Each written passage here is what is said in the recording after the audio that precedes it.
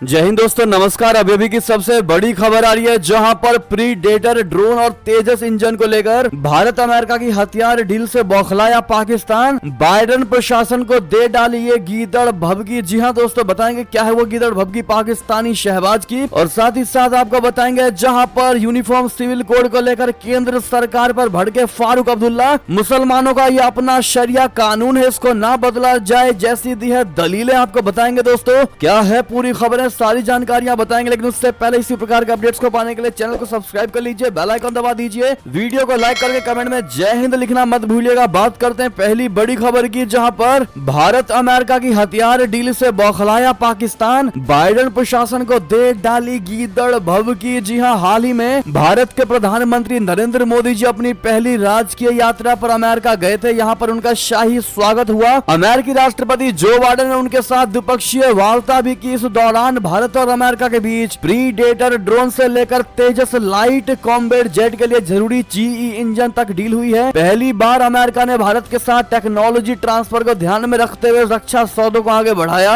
अब पाकिस्तान को इस पर मिर्ची लग रही है और इस बात से कोई हैरानी नहीं है। हैरानी इस बात पर है कि उसने अमेरिका और भारत का मुकाबला कैसे किया जाए, इसके तरीकों का तलाशना शुरू कर दिया है। पाकिस्तान का कहना है कि भारत और अमेरिका के बीच होने वाले ये रक्षा सौदे और आपसी सहयोग उसकी सुरक्षा के लिए खतरा है। आधिकारिक सूत्रों के हवाले से अखबार एक्सप्रेस ट्रिब्यून ने लिखा है कि अमेरिका को राजनयिक चैनलों के जरिए बता दिया गया है कि पाकिस्तान की चिंताओं को भी ध्यान में रखा जाए। उसका कहना है कि अगर इन चिंताओं को नजरअंदाज करके भारत को एडवांस्ड मिलिट्री हार्डवेयर टेक्नोलॉजी मिली तो इससे दक्षिण एशियाई क्षेत्र में रणनीतिक अस्थिरता बढ़ेगी और पारंपरिक संतुलन कमजोर होगा। सूत्रों के अनुसार पाकिस्तान ने अमेरिका से कहा कि टेक्नोलॉजी ट्रांसफर से भारत खुद को ताकतवर महसूस करेगा, इससे उसके राष्ट्रीय सुरक्षा हित खतरे में पड़ जाएंगे। इसके अलावा पाकिस्तान ने अमेरिका को यह भी बता दिया है कि भारत के साथ ऐसा सहयोग जो उसके हितों को नुकसान पहुंचाता है, उसके बाद पाकिस्तान के पास जवाबी कदम उठाने का पूरा अधिकार है। जी हां, पाकिस्तान की सरकार के अनुसार प्रधानमंत्री मोदी जी की यात्रा के दौरान लिया गया दूसरा बड़ा निर्णय यह था कि अमेरिकी मेमोरी चिप की दिग्गज कंपनी माइक्रोन टेक्नोलॉजी भारत में सेमीकंडक्टर असेंबली और टेस्टिंग फैसिलिटी बनाने के लिए $825 मिलियन तक का निवेश करेगी,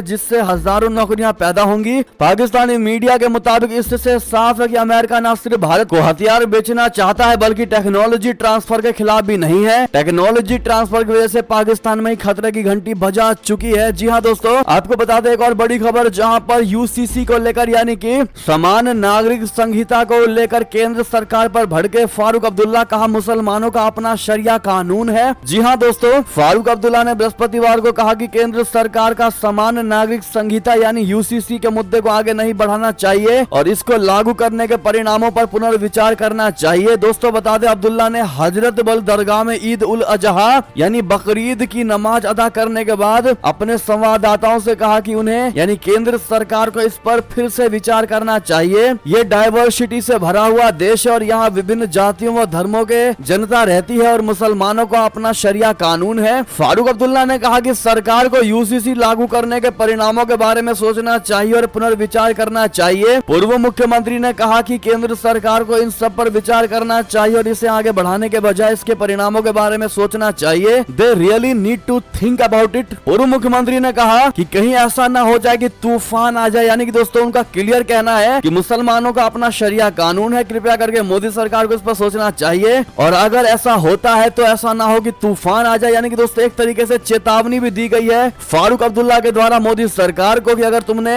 यूसीसी लागू किया तो तूफान भी आ सकता है, यानी कि एक तबका उग्र हो सकता है। अब्दुल्ला की ये टिप्पणी प्रधानमंत्री नरेंद्र मोदी द्वारा यूसीसी को जोरदार वकालत किए जाने के 2 दिनों के बाद आई है। बहरहाल दोस्तों, अगर आपसे मैं सवाल पूछे कि क्या समान नागरिक संहिता यानी यूनिफॉर्म सिविल कोड को पूरे देश में लागू कर देना चाहिए, तो दोस्तों इस पर आपकी क्या राय होने वाली है? क्या आप भी मोदी सरकार और मोदी जी के इस प्रस्ताव के समर्थन में खड़े हैं? दोस्तों हाँ या ना में जवाब जरूर दीजिएगा। देखते हैं भारत की जनता की इस पर क्या राय है। दोस्तों अगली खबर की बात करते हैं, जहां पर भारत की सुरक्षा से खिलवाड़ हुआ तो देंगे करारा जवाब। खालिस्तानी मुद्दे पर जयशंकर जी ने कनाडा को दे डाली कड़ी वाली चेतावनी। जी हां, भारत के विदेश मंत्री जयशंकर जी ने कनाडा ट्रूडो सरकार को साफ साफ कह दिया है कि खालिस्तान के मुद्दे पर वोट बैंक की राजनीति ना करें। कनाडा में पनप रहे खालिस्तानी आंदोलनों के लिए कनाडा की सरकार को रिस्पॉन्सिबल बताते हुए एक कार्यक्रम में भारतीय विदेश मंत्री ने कनाडा को चेतावनी चेतावनी दे डाली। जयशंकर जी ने क्लियर कहा है कि यदि भारत की अखंडता और सुरक्षा पर हमला हुआ, अटैक हुआ, तो इसका माकूल जवाब दिया जाएगा। दोस्तों, इंडियन फॉरेन मिनिस्टर जयशंकर जी बेबाक बयानों के लिए जाने जाते हैं, आप सभी जानते ही हैं दोस्तों। वो चाहे यूएस हो, चाइना हो या पाकिस्तान, वे भारत का पक्ष अपने बड़े ही स्ट्रॉन्गनेस, स्ट्रेंथ के साथ रखते हैं, ताकत के साथ रखते हैं। इसी कड़ी में जयशंकर जी ने इस कार्यक्रम में कनाडा की ट्रूडो सरकार पर करारा हमला बोला, वहां पनप रहे खालिस्तानी आंदोलनों के लिए कनाडा सरकार की आलोचना भी की। विदेश मंत्री ने बुधवार को कहा कि कनाडा जिस तरह से खालिस्तानी मुद्दों से निपटा है या निपट रहा है, वो हमारे लिए चिंता का सब्जेक्ट है। बहरहाल दोस्तों, अगर आप भी मानते हैं कि कनाडा सरकार के खिलाफ भारत को बड़ा एक्शन लेना चाहिए तो अपनी राय अवश्य दीजिएगा, क्योंकि कनाडा की सरकार खालिस्तानियों के खिलाफ कुछ भी बड़ा एक्शन लेती दिखाई नहीं दे रही है और वो वोट बैंक की राजनीति वाकई में करती नजर आ रही है। दोस्तों, ऐसे में आपका जवाब तो बनता ही है। बहरहाल ये थी अभी की सारी बड़ी खबरें। दोस्तों, ये एक नया चैनल है, तो इसी प्रकार के अपडेट्स को पाने के लिए चैनल को सब्सक्राइब कर लीजिए, बेल आइकन दबा के वीडियो को लाइक करना तो बिल्कुल मत भूलिएगा और वीडियो शेयर करते हुए कमेंट में जय हिंद जय भारत जरूर कह दीजिएगा। और यहाँ तक बने रहने के लिए आप सभी का बहुत बहुत धन्यवाद। मिलते हैं अगली बड़ी खबर में। जय हिंद।